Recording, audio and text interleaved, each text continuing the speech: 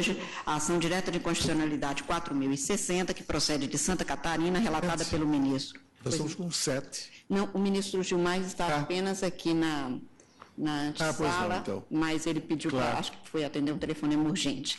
Então, me parece que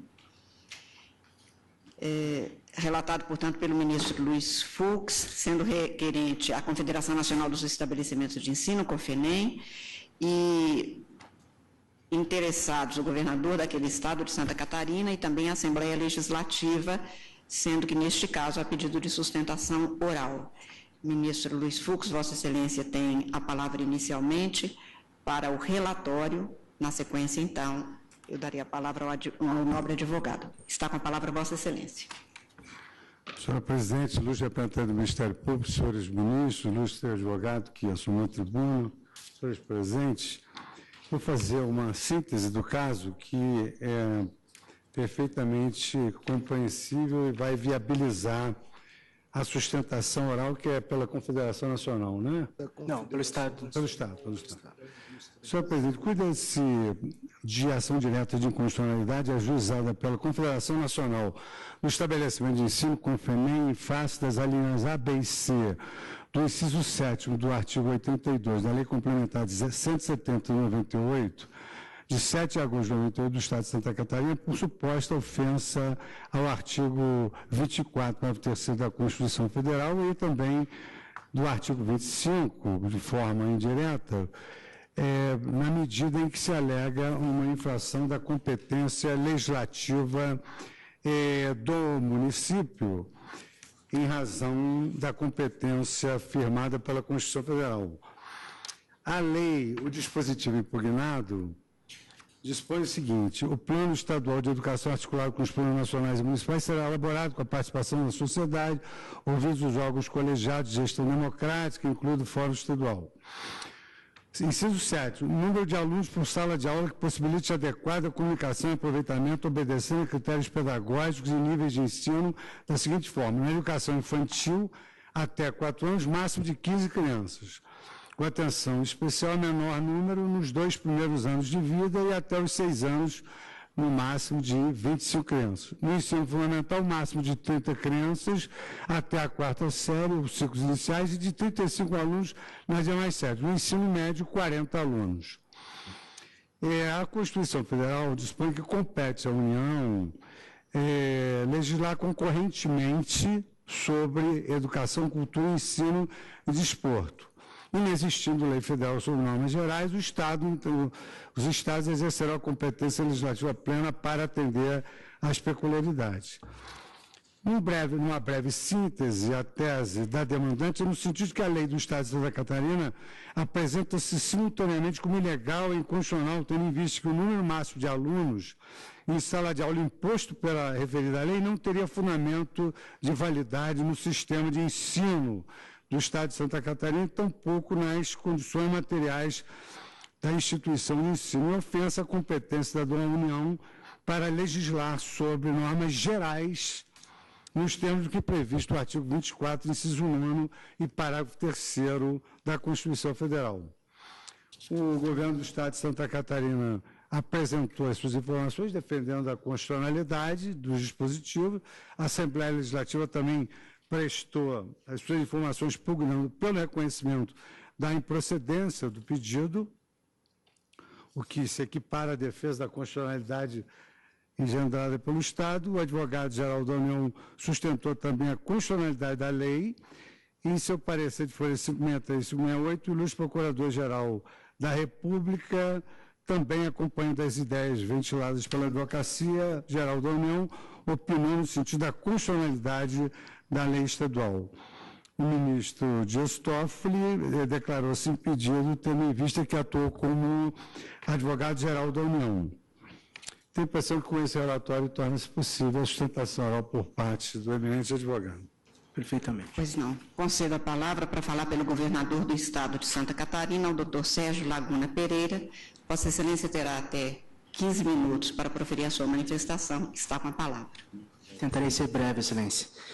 Senhor Presidente, senhor ministro relator, senhora ministra, senhores ministros ilustre Procurador-Geral da República, trata-se aqui de ação direta de inconstitucionalidade ajuizada pela Confederação Nacional de Estabelecimentos de Ensino, que impugna, como destacou o relator, as alíneas A, B e C, no inciso 7º do artigo 82 da Lei Complementar Estadual 170 de 98, que dispõe sobre o Sistema Estadual de Educação. Sustenta a requerente, basicamente, que a lei catarinense usurpou a competência legislativa da União com violação ao artigo 94, inciso 9 e parágrafos da Constituição Federal, por supostamente não ter seguido as normas gerais que foram veiculadas no artigo 25 da Lei 9394, que é a Lei de Diretrizes e Bases da Educação Nacional.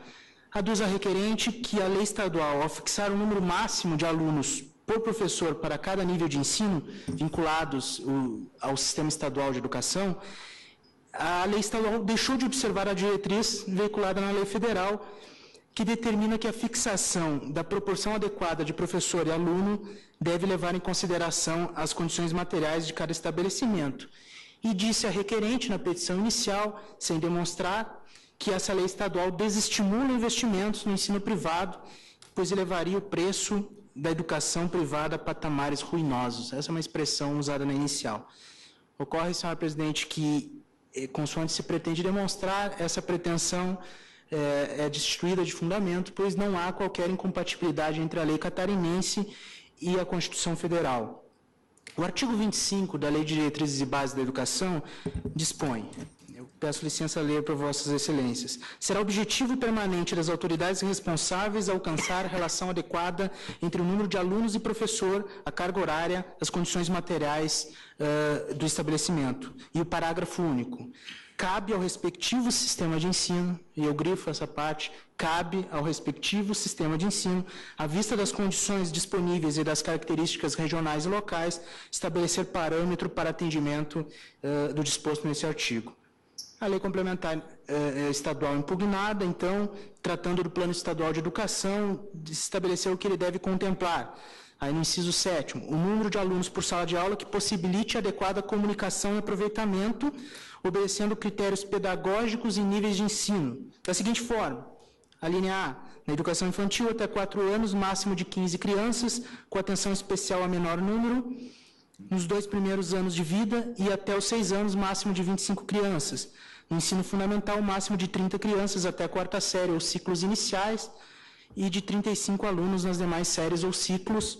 No ensino médio, 40 alunos. Como se percebe, não há nenhuma incompatibilidade entre o que dispôs a União a título de normas gerais e o que dispôs o Estado a título de normas complementares. Em primeiro lugar, excelências, é preciso que se afirme que se trata a legislação sobre educação e ensino, nos termos do artigo 24, inciso 9 da Constituição, é uma competência concorrente entre União, Estados e Distrito Federal.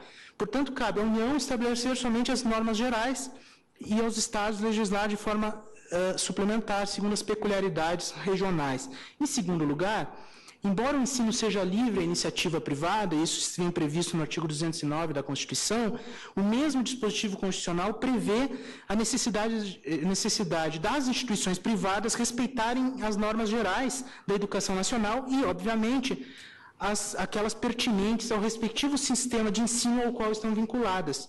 No caso dos autos, a LDB dispôs que deve ser objetivo permanente das autoridades responsáveis alcançar a relação adequada entre o número de alunos e professor, e que cabe a cada sistema de ensino, essa expressão da lei, à vista das condições regionais e locais, estabelecer os parâmetros para tanto.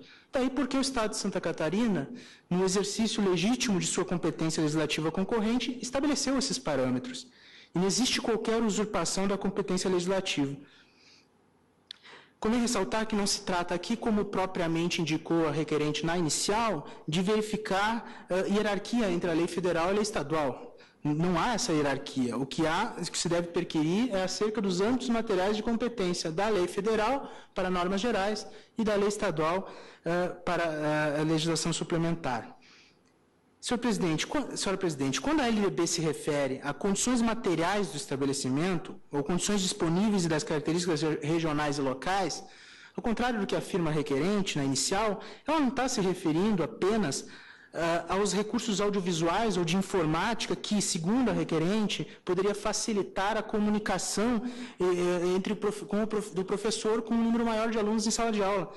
A intenção da LDB, me parece, é referir as condições regionais de atendimento à demanda por profissionais da educação.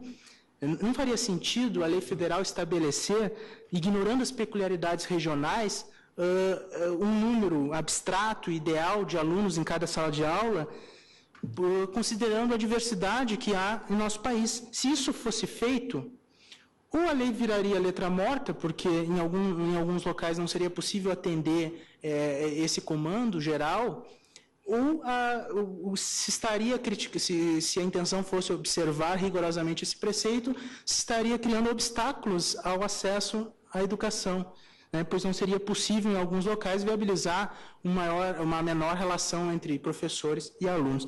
Daí porque a LDB, acertadamente, remeteu essa definição a cada Estado, haja vista que os Estados e o Distrito Federal, considerando as suas peculiaridades regionais, têm mais condições de chegar na minúcia. De qualquer modo, Excelências, no caso dos autos, a lei não estabeleceu um número fixo de alunos por professor em sala de aula, estabeleceu apenas a proporção máxima, conferiu ampla liberdade pedagógica para que, à luz das condições materiais e de recursos humanos, possam os estabelecimentos, segundo os seus projetos pedagógicos, se eles recomendarem ou exigirem, estabelecer uma proporção diferente. O que está em questão aqui, senhores ministros? É a usurpação de competência legislativa da União? É com isso que a entidade autora está preocupada? Certamente que não. O que está em questão são interesses econômicos de estabelecimentos de ensino privados que objetivam a enturmação de alunos e, em decorrência disso, a maximização dos lucros, ainda que com alguma dose de sacrifício da qualidade do ensino. A intenção desses estabelecimentos de buscar o lucro é plenamente legítima, pois a Constituição garantiu uma prestação de ensino pela iniciativa privada. No entanto, é igualmente constitucionalmente legítima a atuação do poder público para a fixação de parâmetros mínimos para a prestação do ensino formal. E é isso que o Estado de Santa Catarina busca fazer no âmbito do seu sistema estadual de educação. Relação do número de alunos por professor é um importante critério, parâmetro de aferição da qualidade geral de ensino. Esse parâmetro tem sido utilizado em inúmeros estudos no Brasil e no exterior em relação à qualidade do ensino.